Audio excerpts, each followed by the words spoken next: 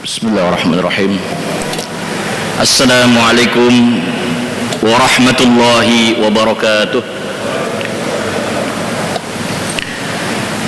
Alhamdulillah alladzi allafna baina qulubina fa asbahna bi ni'matihi ikhwana. Asyhadu an la ilaha illallah wahdahu la syarika lah wa asyhadu anna Muhammadan abduhu wa rasuluhu la nabiyya ba'dah. Allahumma fassalli wa sallim ala sayyidina Muhammadin wa ala alihi wa sahbihi ajma'in, amma ba'd. Faqad qala Allah ta'ala fil Qur'anil Karim, a'udzu billahi minasy syaithanir rajim, bismillahirrahmanirrahim. وَمَنْ أَحْسَنُ قَوْلًا مِمَّنْ دَعَا إِلَى اللَّهِ وَعَمِلَ صَالِحًا وَقَالَ إِنَّنِي مِنَ الْمُسْلِمِينَ. وقال رسول الله صلى الله عليه وسلم بدأ الإسلام غريبا فسيعود غريبا كما بدأ فطوبى للغرباء. صدق الله العظيم وصدق رسول الكريم. أيها الصائمين والصائمات رحمكم الله. Tepat Jumat yang lalu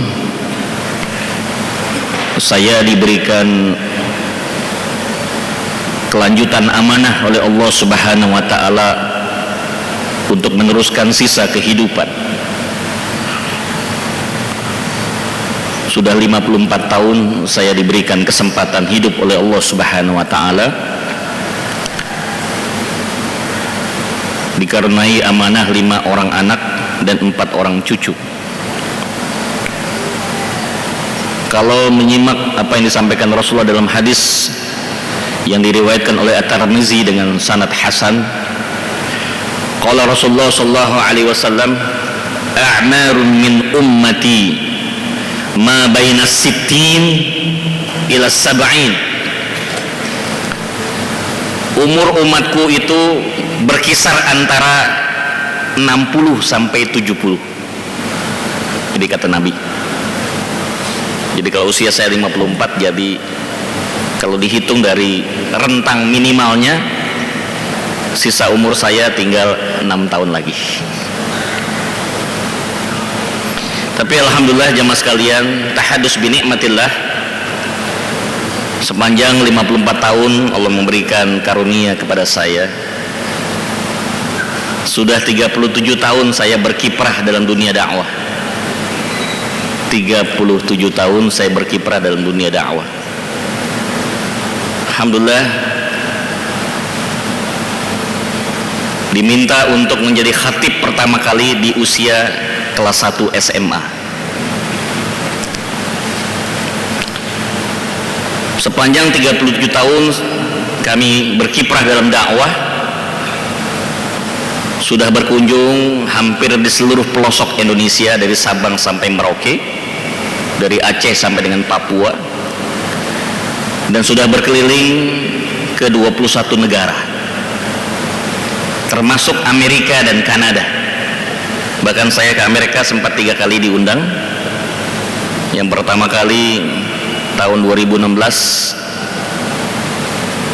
di 3 tempat, Chicago, Los Angeles, dan Las Vegas. Berikutnya diundang pada tahun yang sama di 15 kota, dan terakhir diundang oleh Dubes RI yang ada di Washington DC, 25 negara bagian, Pak Dino Patijalal, 25 negara bagian, sampai dengan Kanada di Ottawa, Toronto, dan Montreal. Sejak pertama kali saya bersentuhan dengan dakwah, baik sebagai murid ataupun sebagai guru, alhamdulillah bisa mencicipi nilai-nilai Islam dari apa yang disebut dengan syariat, hakikat, thariqat, dan ma'rifat. Kalau bicara syariat, bicara soal fikih, lebih banyak membicarakan tentang ritual di dalam ibadah. Kita mengangkat tangan pada saat takbiratul ihram, Allahu Akbar, itu adalah syariat. Syariatnya menyatakan kalau kita mau takbir harus mengangkat tangan dan mengucapkan takbir Allahu Akbar. Tapi dalam pembahasan hakikat tidak sekedar membahas mengangkat kedua tangan, tapi dipertanyakan kenapa harus mengangkat dua tangan. Itu wilayahnya adalah hakikat. Kemudian thariqat itu adalah pengalaman spiritual yang dialami secara langsung oleh para mursyid, pimpinan-pimpinan ahlu thariqah. Di Indonesia cukup banyak thariqat, ada thariqat Nasabandiyah, Suhaimiyah, Sazliyah, Tijaniyah dan sebagainya. Alhamdulillah Al-Fakir sempat mengikuti yang disebutkan tadi, bisa berinteraksi langsung dengan para mursyid-mursyid yang ada di thariqah. Tapi menarik Pak, kalau di syariat itu seringkali terjadi perselisihan, tapi di hakikat di thariqat tidak pernah ada perselisihan antara thariqat yang satu dengan yang lain. Selanjutnya adalah ma'rifat, apa yang Allah berikan, al-kasyaf, dibuka tabir rahasia kehidupan. Tentunya dipilih orang-orang tertentu yang dicintai Allah, yang dekat kepada Allah. Tapi jangan tanya saya di mana kursusnya, di mana ada trainingnya, tidak ada Pak. Itu adalah rahmat dan karunia Allah, diberikan pada siapa yang dikehendaki, seperti yang disebutkan dalam surah Al-Quran Al-Baqarah 269 sebelah kanan 5 dari atas. Apa bunyinya? Yu'til hikmata may yasha wa may yu'tal hikmata faqad utiya khairan katsira wa may yadhakkaru illa ulul albab. Kami berikan hikmah kepada siapa yang dikehendaki. Hikmah itu adalah tabir rahasia yang tidak diketahui oleh semua orang kecuali hanya orang-orang yang dipilih oleh Allah Subhanahu wa taala. Kalau orang Jawa menyebutnya ilmu laduni, Pak. Tidak dipelajari secara formal, tapi beliau ini mendapatkan sebuah pengetahuan yang sangat luar biasa. Barang siapa yang mendapatkan hikmah, maka dia mendapatkan kebajikan yang banyak, dan tidak adalah yang mengambil pelajaran itu kecuali orang-orang yang ulil albab, orang yang cerdas. Sedikit cerita sebelum kita masuk pada materi. Saya bersilaturahim ke salah seorang ulama di daerah Banten. Tidak terkenal beliau, bahkan tinggalnya itu di kampung, masuk gang sempit. Itu pun saya tahu rumah beliau dari rekomendasi seorang kawan. Sampai di rumah beliau kami disambut, walaupun beliau tidak mengenal kami disambut dengan luar biasa, dihidangkan makanan yang ada. Kemudian kami berbincang-bincang dengan beliau. Sambil berbincang itu kami diajarkan ilmu falak. Ilmu falak itu ilmu astrologi. Salah satunya beliau mengajarkan kami bagaimana menentukan awal Ramadan, bagaimana menentukan hilal dengan pengetahuan ilmu trigonometri, integral, kalkulus, ilmu matematik kelas tinggi. Jujur saya tidak terlalu bagus ilmu matematik waktu sekolah, jadi saya mendengarkan penjelasan beliau itu dengan terbengong-bengong. Selesai beliau menjelaskan dengan begitu fasihnya, pertanyaan saya adalah, Pak Kiai, dulu kuliahnya di mana? Kok bisa nerangkan semua ilmu-ilmu matematik kelas tinggi ini dengan begitu mudah? Dugaan saya minimal Pak Kiai ini doktor nih. Dia tersenyum. Enggak, saya nggak pernah kuliah. Jadi apa terakhir Pak Kiai? Madrasah aliyah. Loh, kalau madrasah aliyah dari mana ilmunya? Alhamdulillah, Allah yang kasih. Tapi saya nggak mau nanya kursusnya di mana, karena memang tidak ada kursusnya ilmu laduni.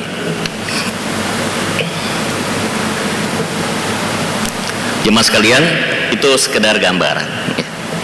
Jadi alhamdulillah saya sempat mengikuti berbagai macam jenis aliran-aliran, sekte-sekte, mazhab-mazhab yang ada di belantika dakwah. Jadi kalau saya ini seorang pesilat Pak, alhamdulillah sudah masuk berbagai macam perguruan silat, berbagai macam jurus kami pelajari. Apa hikmahnya?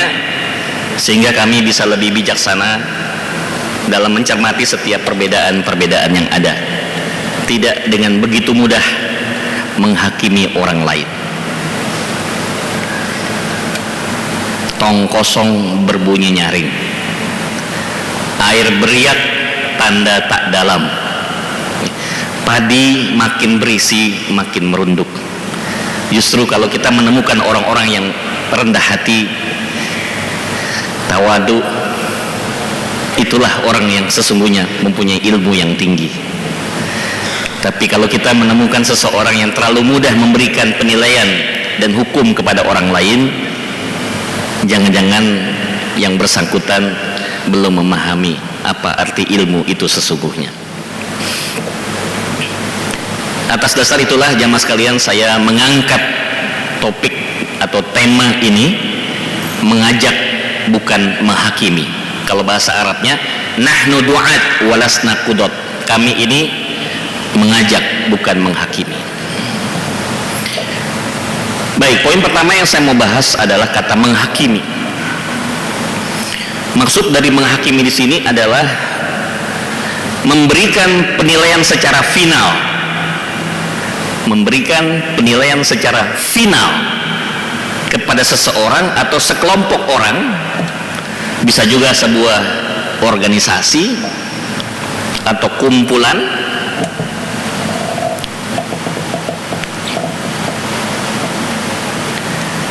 dengan satu motivasi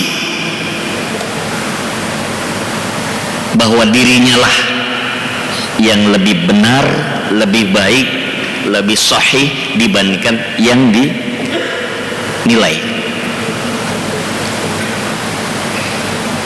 Jadi nanti ini bisa bersifat internal, bisa bersifat eksternal. Maksudnya internal yaitu sesama umat Islam, eksternal terhadap mereka-mereka yang di luar Islam, yang tentunya keyakinan dan akidahnya berbeda dengan kita. Bagaimana kita menyikapi dalam pergulatan kehidupan ini. Yang kedua yang perlu juga kita cermati adalah prinsip-prinsip dakwah Islam. Ada 7, tapi saya ambil 2 saja. Prinsip-prinsip dakwah dalam Islam itu yang pertama adalah dia bersifat rahmatan lil alamin. Surat Al-Anbiya ayat 107, sebelah kiri dari atas 3 ayat. Qala Allah Ta'ala fil Qur'anil Karim, a'udzu billahi minasyaitonir rajim, bismillahirrahmanirrahim. Wa ma arsalnaka illa rahmatan lil alamin. Tidaklah aku utus engkau wahai Muhammad kecuali menjadi rahmat alam semesta. Mohon digarisbawahi, rahmatan lil alamin, bukan rahmatan lil muslimin, tapi rahmatan lil alamin. Jadi rahmatnya Islam ini yang dibawa oleh Nabi Muhammad SAW atas perintah Allah, bukan hanya untuk orang Islam saja, tetapi juga harus dirasakan untuk orang yang di luar Islam, termasuk juga binatang-binatang dan tumbuhan-tumbuhan serta ekosistem yang ada di sekeliling kita. Apalagi sampai ayatnya dipersempit lagi, rahmatan lil BCC, Bukit Cimanggung City. Wah, ini terlalu sempit, Pak. Rahmat itu bukan hanya untuk para warga di BCC, tapi lil alamin. Bukan hanya rahmatan lil Indonesia, bukan hanya rahmat untuk Indonesia, tapi untuk rahmat seluruh dunia. Ini poin pertama. Jangan sampai terjadi sebaliknya, dakwah itu justru memberikan keresahan, kegelisahan buat orang lain akibat hadirnya kita.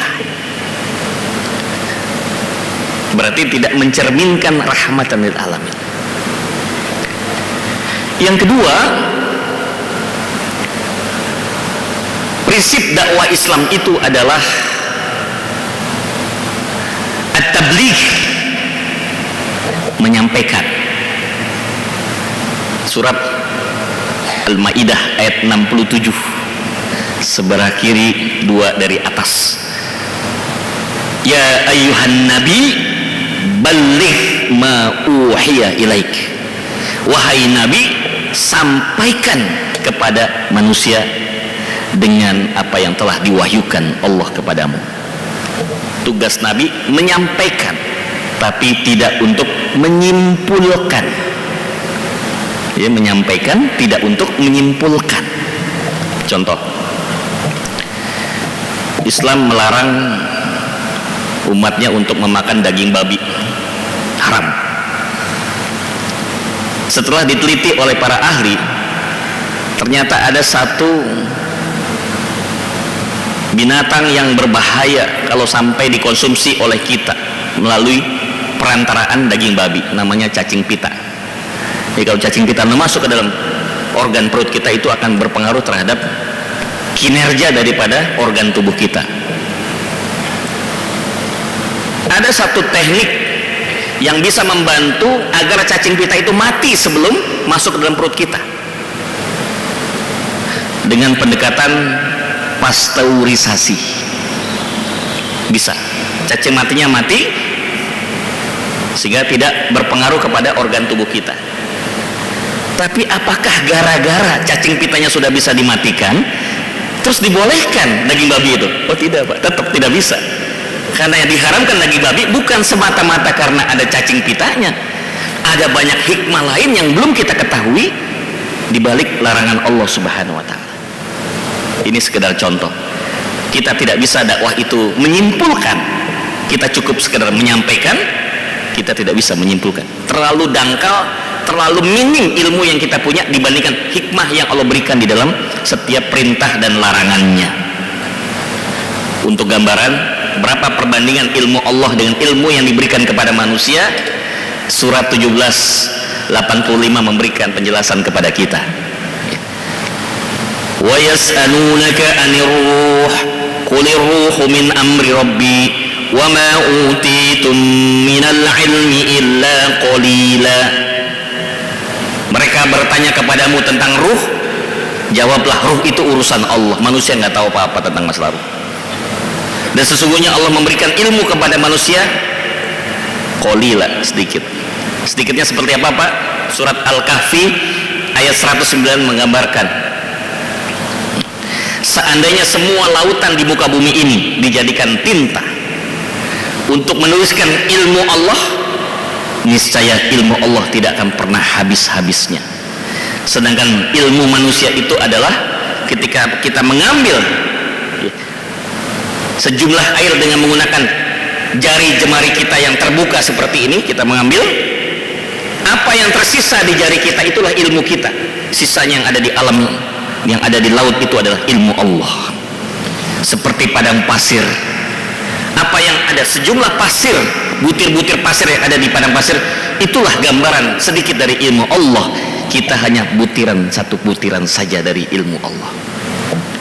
Jadi terlalu naif, terlalu takabur kalau kita bermaksud menyimpulkan agama Allah dengan pengetahuan kita yang masih sangat minim. Kita sampaikan saja, tidak perlu menyimpulkan. Selanjutnya, prinsip yang ketiga, wa innaka la'ala khuluqin azim.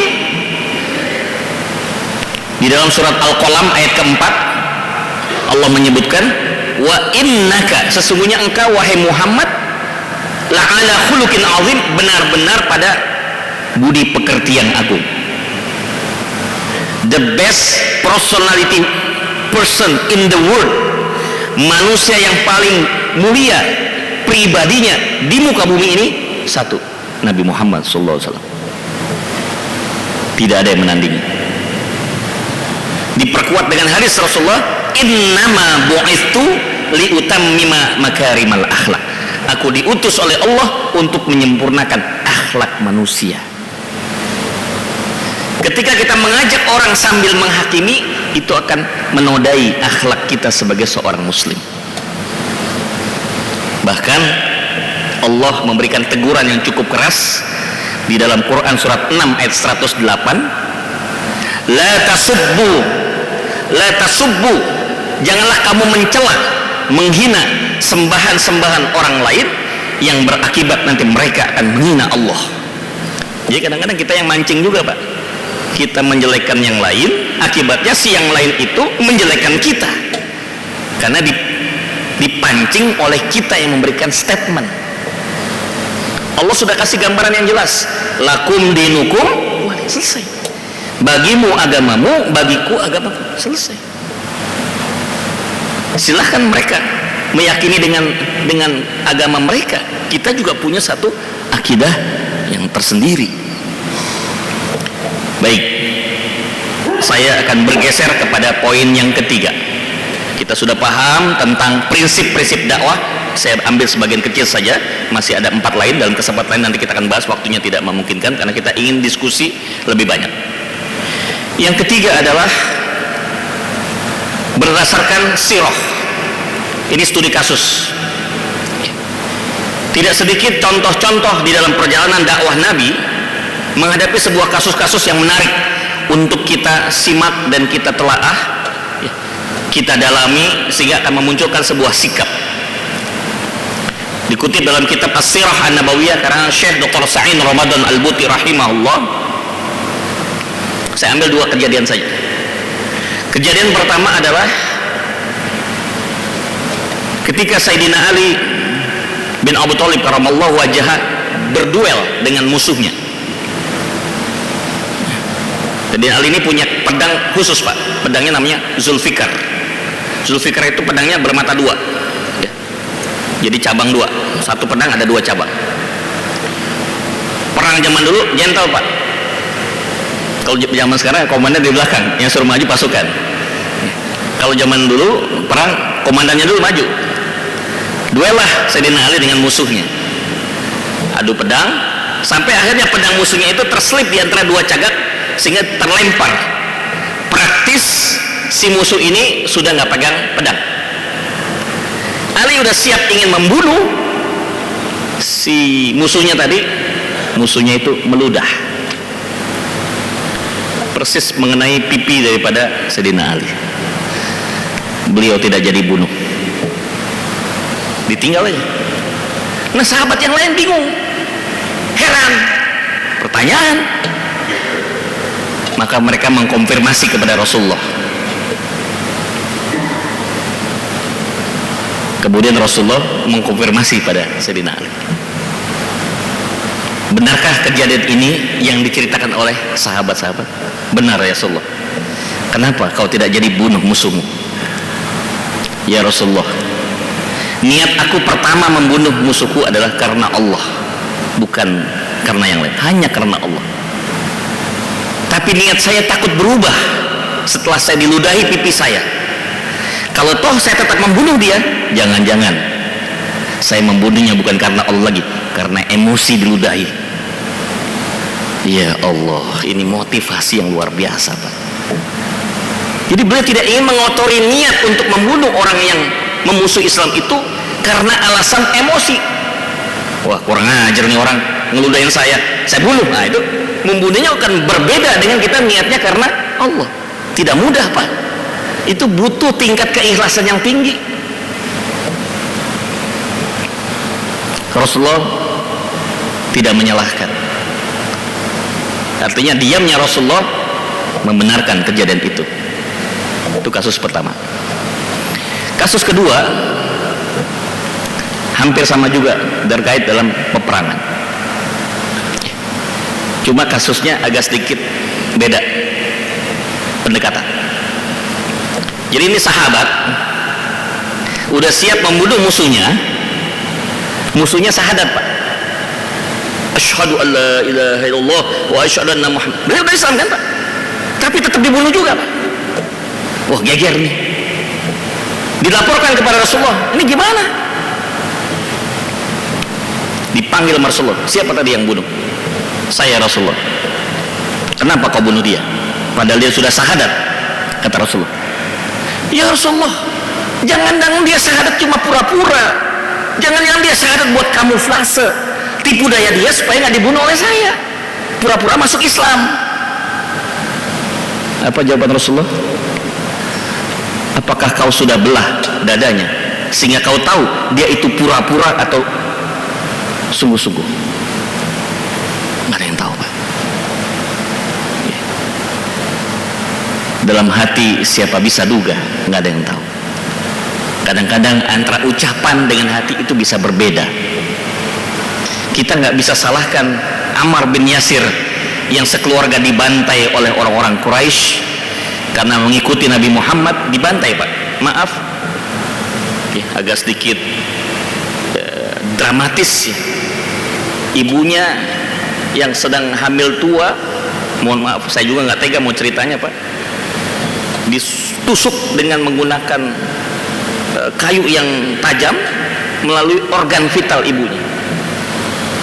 Kemudian ditombak, yang sedang hamil ditombak persis di atas kehamilan ibunya.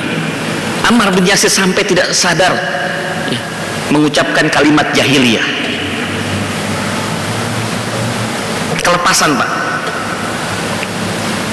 Apakah kita katakan beliau ini sudah keluar dari Islam? Kita nggak bisa katakan begitu, karena Allah menurunkan sebuah ayat yang khusus untuk memberikan penjelasan terhadap kasus itu. Allah memaafkan ucapan seseorang yang sedang dalam kondisi terzolimi. Untuk menjaga kelangsungan kehidupan mereka, mereka terpaksa tanpa sadar mengeluarkan kalimat-kalimat yang seharusnya tidak boleh diucapkan, tapi terpaksa diucapkan. Turun ayat, Pak, artinya Ammar bin Yasir tidak termasuk orang yang kategorinya adalah keluar dari Islam. Kita nggak bisa langsung menyimpulkan bahwa dia keluar dari Islam karena mengucapkan kalimat-kalimat jahiliyah. Bahkan Rasulullah menyebutkan dalam hadis, kalau Rasulullah SAW, "Sobron ya ali Yasir, fa inna mau'idakumul jannah."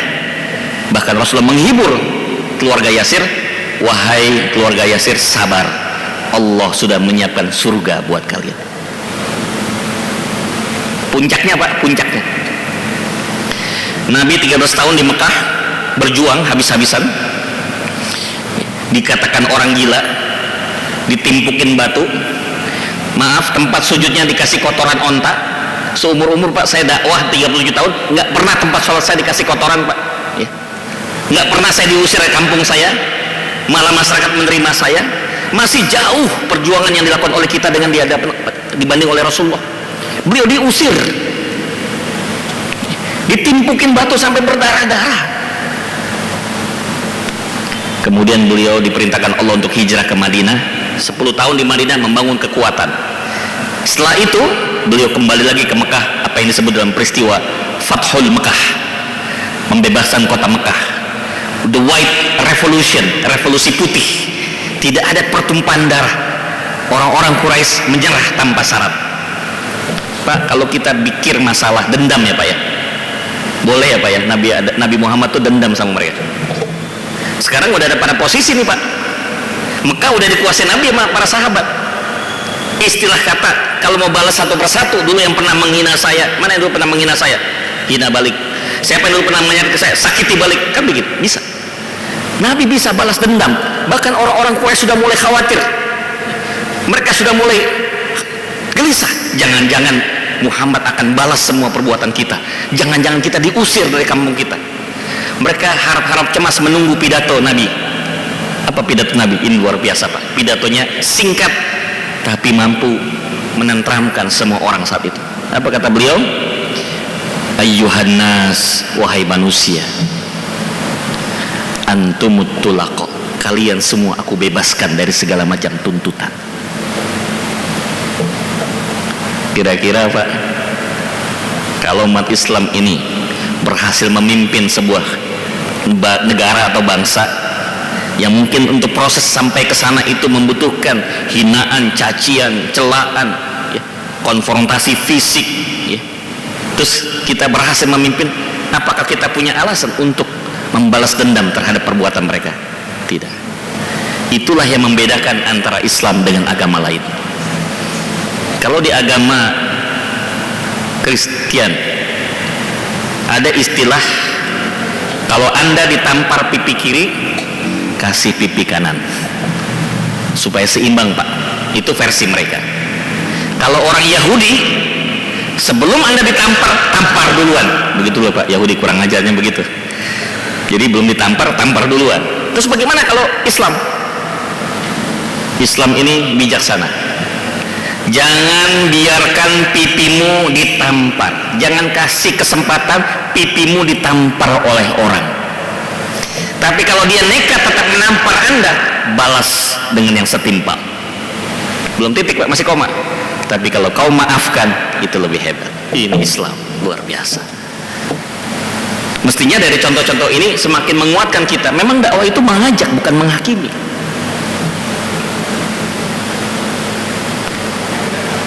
Mungkin Anda tidak pernah bisa bayangkan ya, selepas saya khutbah di Hotel Saripan Pasifik berapa puluh tahun silam, turun habis selesai khutbah, selesai Jumatan, ada seorang mendekati saya.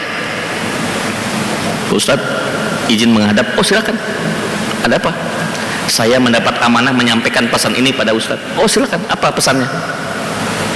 Ustadz diminta untuk memberikan tausiah. Oh ya, insya Allah kalau waktunya nggak berbenturan dengan jadwal lain, insya Allah saya siapkan. Saya tanya, di mana? Dijawab, X2.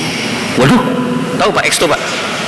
X2 itu tempat dugem paling besar di Jakarta. Tempat dugem paling besar di Jakarta, belakang Plaza Senayan.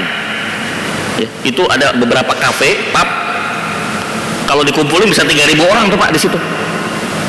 Waduh, saya bingung kan? Ente nggak salah nawarin saya tausiah di diskotik. Ya ini kan saya cuma nyampein bos Pak. Bos saya pingin Ustadz yang nyampein. Loh kenapa saya? Ya saya juga nggak tahu, saya cuma nyampaikan amanah. Saya mikir saat itu Pak, ya Allah, saya terima bakal jadi masalah. Ustadz Reza ceramah di diskotik, waduh heboh Pak, viral Pak. Nggak diterima. Jangan-jangan ini kesempatan saya untuk dakwah di tempat itu, jarang-jarang. Akhirnya saya memutuskan begini, saya terima 3 syarat. Apa tuh Pak Ustadz syaratnya? 1, mengadakannya habis sholat asar, ditutup pas azan maghrib. Habis itu kita sholat maghrib berjamaah, saya yang mimpin jadi imam. Yang kedua, saya nggak mau lihat ada minuman keras yang nongol, tutup semua.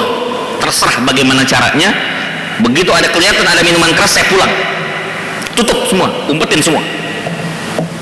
Oke. Yang ketiga, yang perempuan-perempuan suruh pakaiannya sopan.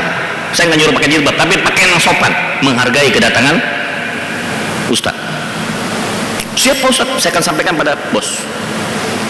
Sampaikan, saya udah nggak ingat lagi tuh Pak, udah biasa aktivitas kan. Berapa minggu kemudian, nelpon dia, Ustadz masih ingat Kak? Siapa ya? Yang waktu itu ketemu di Saripan Pasifik. Oh iya gimana? Kata bos, oke. Nah lu cilaka Pak, cilaka. Jadi semua syarat itu boleh katanya. Saya nggak boleh Pak, nggak komitmen sesuai dengan komitmen. Wah gimana? Udah Bismillah berangkat. Saya atur sama santri-santri. Saya pakai gamis, pakai jubah, pakai sorban, pakai kendaraan, bawa beberapa santri juga saya suruh pakai gamis putih semua. Sekalian kontras Pak, masuk ke tempat yang berbahaya kan, kita mesti langsung siap pakai pertahanan kan, bentengnya mesti ketat. Sampai di tempat-tempat parkir dicegat. Maaf nih, orang-orang Ambon Pak. Ada apa nih?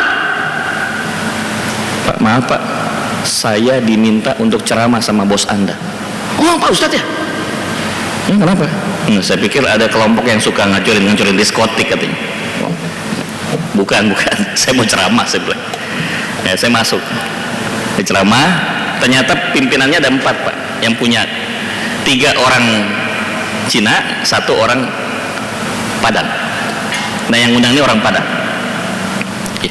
Beliau respect lah terhadap dakwah yang saya sampaikan di salah satu stasiun televisi. Saya ceramah Pak, ya mereka Asmaul Husna, sholawat, kemudian baca Al-Fatihah sama-sama, istighfar, baru ngisi materi. Singkat cerita selesai acara, saya pulang, saya dikejar oleh seorang karyawati mereka, tergopoh-gopoh. Ustadz, Ada apa mbak? Matanya nangis pak, sembab. Terima kasih Pak Ustadz. Terima kasih apa? Saya tidak membayangkan berada di tempat pekerjaan yang seperti ini, saya mendapatkan siraman rohani, saya tersentuh hati saya. Mohon doanya Pak Ustadz. Apa yang saya harus doakan? Mudah-mudahan saya segera meninggalkan pekerjaan di tempat ini dan saya mau pakai jilbab. Mana ada yang tahu Pak? Kita nggak pernah tahu Pak. Di tempat yang hina sekalipun Allah selipkan ada orang yang siap untuk berubah. Lah kalau kita nggak kesana, bagaimana mungkin dia bisa berubah?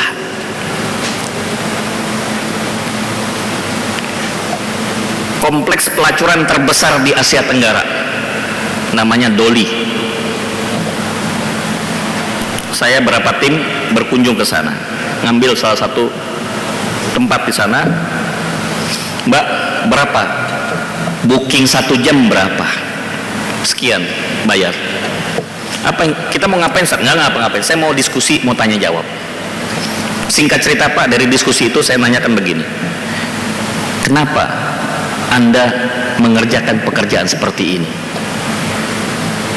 Pak Ustadz, saya dicerai oleh suami saya, tidak bertanggung jawab. Anak saya masih kecil-kecil, saya nggak punya penghasilan apapun untuk menghidupi anak istri, anak-anak. Yang saya punya cuma badan saya jual badan saya. Wallahi demi Allah, saya nggak ridho badan saya ini dinikmati oleh laki-laki hidung belang. Tapi apabila saya nggak punya pilihan untuk menghidupi anak-anak saya. Saya sholat Pak Ustadz, ditunjukin mukena. Saya sholat. Di sujud saya menangis, ya Allah, kapankah terjadi perubahan dalam hidup saya? Saya tanya, apa yang saya bisa bantu? Pak Ustadz, bantu saya carikan suami yang bertanggung jawab, yang soleh. Terus apa komitmennya? Saya akan keluar dari tempat ini dan ingin menjadi seorang istri yang baik buat suami saya. Nggak pernah tahu kita Pak, di dalam tubuh seorang yang seperti itu ternyata masih menyimpan potensi untuk mendapatkan hidayah.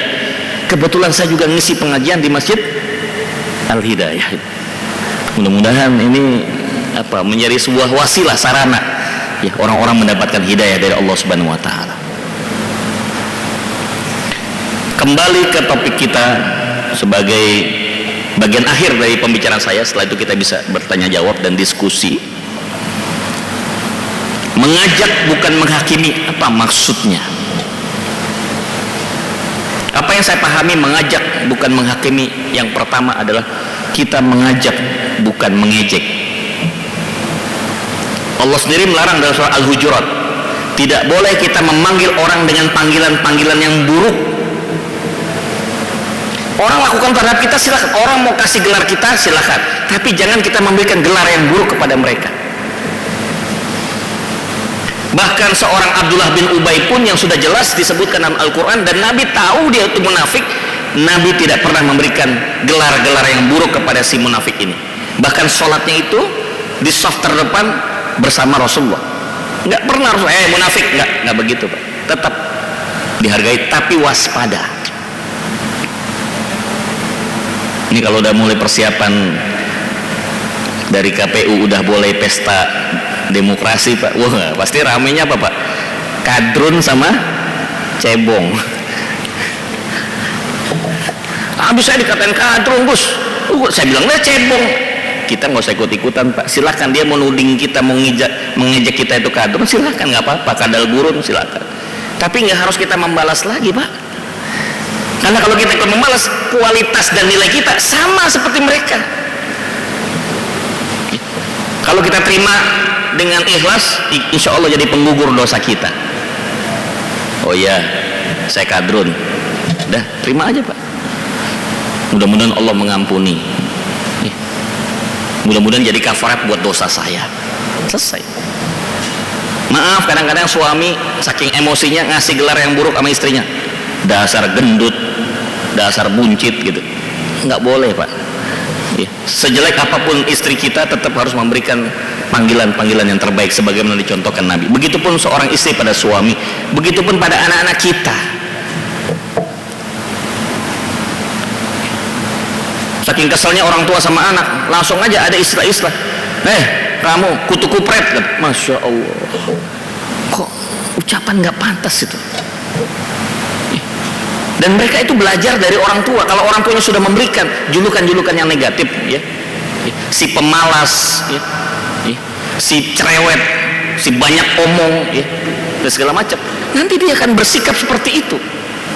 Dari orang tuanya sendiri sudah kasih contoh, akhirnya anaknya pun akan mencontohkan. Saya punya sahabat sesama dai juga, tinggal di Tanjung Priok.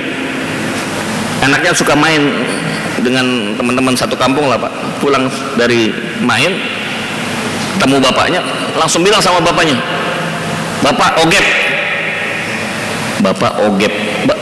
Ayahnya bingung, belum pernah dengar istilah ogep. Ternyata Pak, ogep itu bacanya dibalik Pak. Bego. Kaget bapaknya. Dari mana kamu dapat? Dari teman-teman. Nah inilah saya bilang, hati-hati. Ya. Ucapan-ucapan yang buruk, ya, jangan sampai terlontar dari mulut kita. Lebih baik kita mengucapkan zikrullah, Masya Allah, Astagfirullah, Allahu Akbar, Alhamdulillah. Itu subhanallah. Jadi pahala Pak. Ini nomor satu. Kita mengajak bukan menghakimi, artinya mengajak bukan mengejek. Yang kedua, kita tuh berdakwah itu adalah tazkiyah, mencuci hati manusia, bukan mencaci. Tazkiyatun nafas, mencuci dengan apa? Dengan tazkiyatun nafas, dengan zikir, dengan doa, dengan istighfar, dengan ibadah-ibadah nawafil yang lainnya. Itu dalam rangka mencuci dosa kita, bukan untuk mencaci. Semakin kita mencaci, bertambah lagi nohtah hitam, kotoran hitam di dalam hati kita. Bertambah hitam, maka hati kita sudah penuh dengan noda hitam. Maka noda yang hitam ini tidak akan bisa memantulkan cahaya. Cermin yang kotor tidak akan bisa memantulkan cahaya. Hati manusia yang sudah kotor dengan berbagai macam maksiat tidak akan bisa menerima cahaya hidayah. Mudah-mudahan semua yang hadir ini diberikan hidayah Allah Subhanahu wa taala, kan? Kita nggak pernah tahu Pak, sama-sama dengerin pengajian, sama-sama dengerin kuliah zuhur di Masjid Hidayah, nanti nasibnya pulang beda-beda Pak. Ada yang tetap nggak berubah, ada yang berubah, ada yang langsung cepat perubahannya. Kita nggak pernah tahu. Jadi yang kedua, mencuci bukan mencaci. Yang ketiga, dakwah itu nidaun, menyeru, bukan menyaru. Tahu Pak nyaru Pak? Nyamar. Ya. Kita ini asli ya, muslim, benar-benar muslim. Tidak perlu kita itu menjadikan Islamnya kita sebagai topeng. Kita Islam ya memang karena pribadi kita Islam, bukan karena untuk tempelan doang. Kalau cuma tempelan, istilah salah satu dai yang sangat terkenal, dai sejuta umat, Allah yarham, Kiai Jainuddin MZ bilang, kalau kita Islamnya cuma topeng, maka nanti pada saat pembagian kapling di akhirat, yang masuk surga KTP-nya Pak, orangnya masuk neraka. Kan yang Islam KTP-nya, orangnya masuk neraka. Karena orangnya nggak Islam, KTP-nya doang yang Islam. Maka kita sebagai muslim mengajarkan kepada umat, yuk kita bentuk diri kita Islam seutuhnya, bukan luarnya doang Islam, tapi dalamnya tidak mencerminkan Islam, supaya juga tidak menodai dan merusak identitas Islam. Walaupun kita nggak memungkiri ada orang-orang yang tidak senang dengan Islam, menggunakan identitas Islam untuk merusak citra Islam. Ada seperti itu.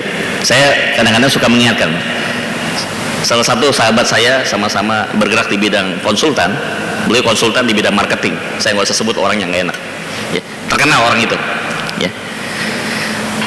Setiap ada acara seminar yang kebetulan saya ada di situ, saya tahu dia agamanya bukan Islam, tapi kalau setiap dia ada acara, dia pakai assalamualaikum Mbak, assalamualaikum, paseh.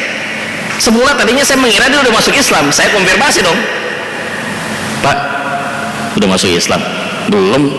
Loh, Bapak kenapa pakai assalamualaikum? Ya kan biasa. Oh nggak bisa Pak, saya bilang, saya kasih masukan.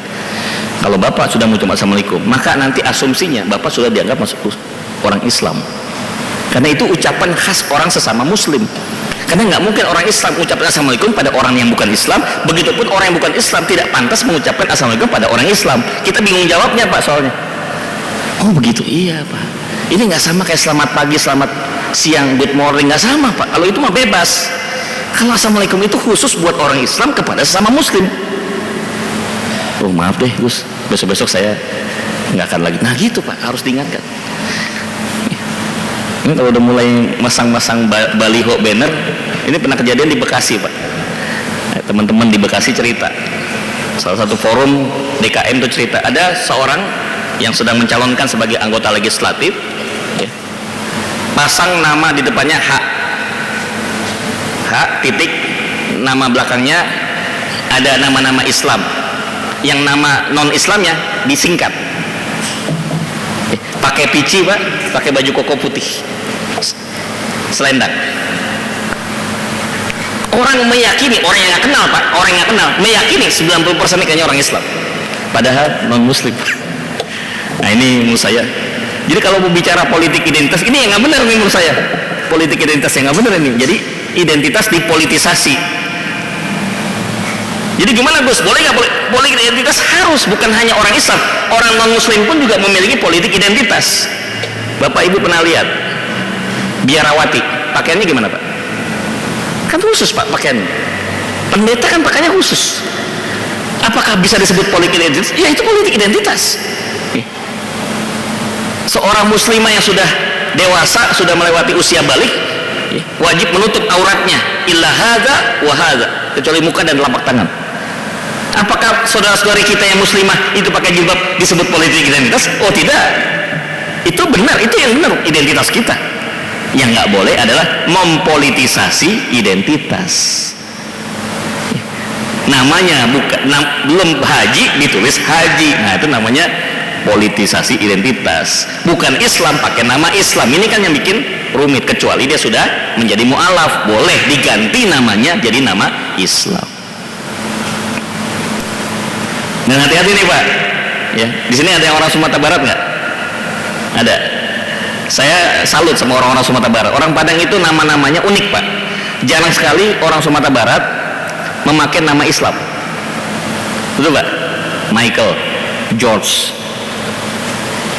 Bapak non Muslim? Saya Muslim, orang Padang kata. Jadi jangan menyimpulkan dari nama belum tentu juga. Oh namanya nama Barat. Rupanya pas saya tanya sama orang Padang Pak, kenapa Pak kok dikasih nama gitu? Begini Gus, kita tuh visioner, ya. Kita tuh berpandangan jauh ke depan supaya orang Padang itu nggak masalah nanti pergi ke luar negeri. Kalau pas ditanya paspornya, ya dicek visanya segala macam, aman. Kenapa? Oh Jos non Muslim, ACC, Michael ACC. Saya Pak masalah waktu pas ke Amerika pertama kali, diinterogasi di Los Angeles 18 jam, berhubung nama saya Muhammad. Pas lagi ada kasus Boston Pak, ya, jadi ada yang maraton tuh, yang Boston maraton itu yang meledak. Saya pas lagi ke Amerika dicek, waduh ini Muhammad. 18 jam Pak, diperiksa handphone saya, laptop saya diperiksa. Ya kita kan nggak ada niat apa-apa, apa aja saya sampaikan aja apa adanya, nggak ada masalah. Datang dari konsulat jenderal, ikut memberikan informasi pada saya. Ini diundang oleh kami. Oh ya, mohon maaf, nggak apa-apa, ini random. Ini karena nama saya, udah tahu itu Indonesia lagi. Wah udah tambah lagi dituduh, udah Indonesia pakai Muhammad lagi. Ya. Jadi kita nggak bisa menyimpulkan. Ya. Kita menyeru, jangan menyaru. Udah ceritakan, ini identitas, ini Islam. Terakhir, mengajak bukan menghakimi. Kita dalam dakwah itu mengikat, bukan mengikut. Janganlah kita selalu membenarkan kebiasaan. Marilah kita mulai membiasakan dengan hal-hal yang benar. Kalau memang banyak orang yang mengatakan begitu, banyak orang yang berbuat seperti itu, terus nggak perlu kita harus ikuti. Karena dalam Islam itu nggak perlu jumlah suara terbanyak, yang dibutuhkan apa? Yang benar. Belum tentu yang jumlahnya banyak itu pasti benar, dan belum tentu yang sedikit itu pasti salah, belum tentu. Ukuran kebenaran itu bukan pada banyak dan sedikit, tapi apa? Pada kebenaran itu sendiri. Kalau dibandingkan banyak sedikit Pak, di Mekah Nabi pengikutnya cuma 80 orang, lawannya ratusan ribuan. Tetap aja tidak bisa kita katakan Muhammad itu salah karena jumlahnya sedikit. Waktu perang Badar jumlah Nabi dan sahabat itu 313, lawannya 1000. Tidak bisa dikatakan yang jumlah sedikit lebih itu salah dibandingkan yang benar. Jadi nggak bisa ukur dari soal jumlah.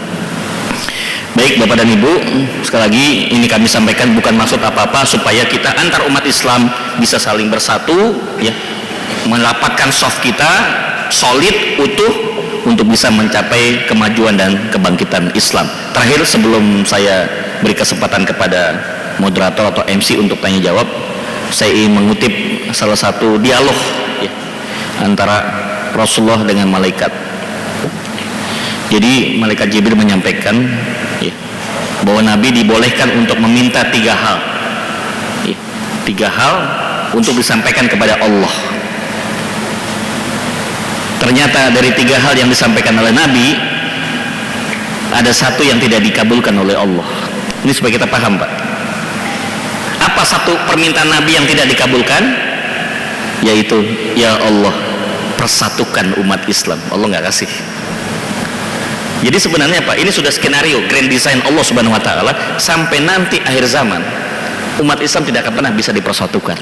Selalu akan terjadi kelompok-kelompok. Tugas kita adalah bukan untuk menyalahkan satu kelompok dengan kelompok yang lain. Tugas kita adalah memperbaiki diri kita, ya, meluruskan diri kita, mengikuti apa yang diajarkan oleh Nabi Muhammad SAW. Udah selesai. Bukan bermaksud untuk menilai orang lain. Nahnu du'at walan sakudot. Kita ada mengajak, bukan menghakimi manusia, bukan memvonis. Kita bukan hakim. Alaihissallahu bi ahkamin hakimin. Allah itulah yang sebaik-baik hakim buat kita.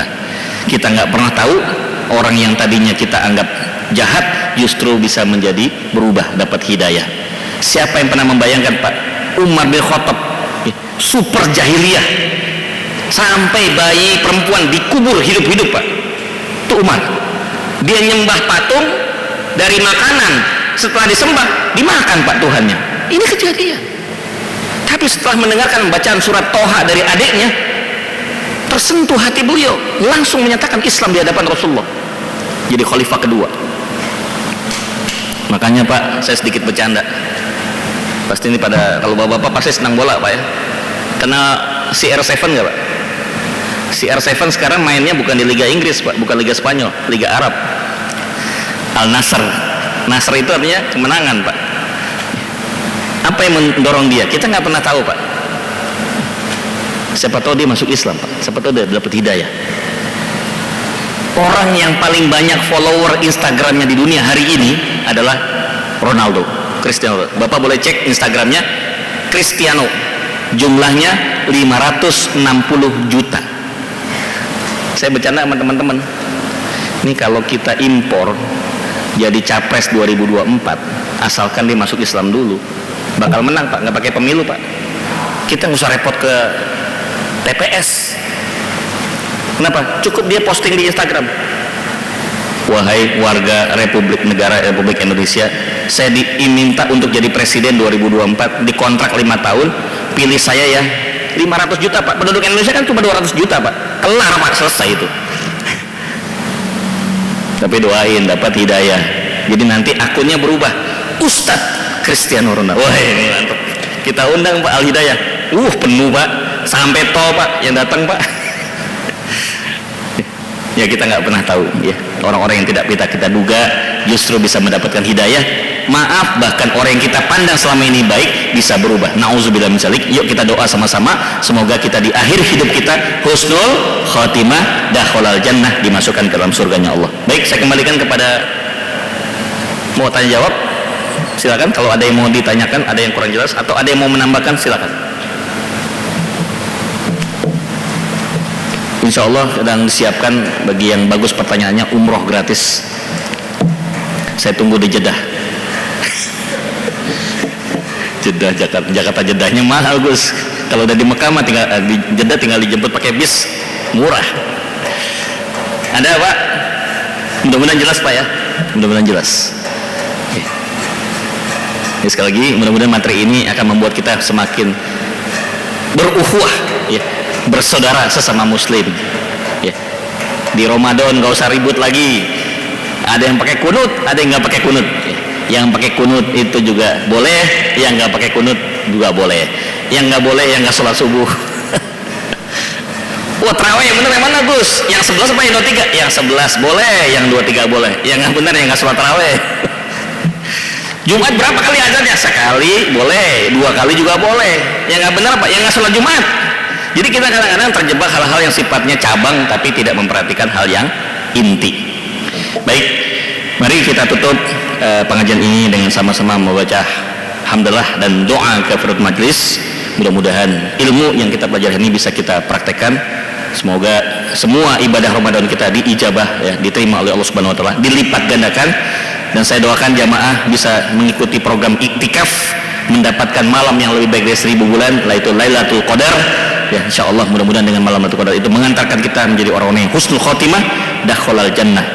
Alhamdulillahirabbil alamin. Subhanakallah bihamdika nashhadu an la ilaha illa anta nastaghfiruka wa natubu ilaik. Assalamualaikum warahmatullahi wabarakatuh.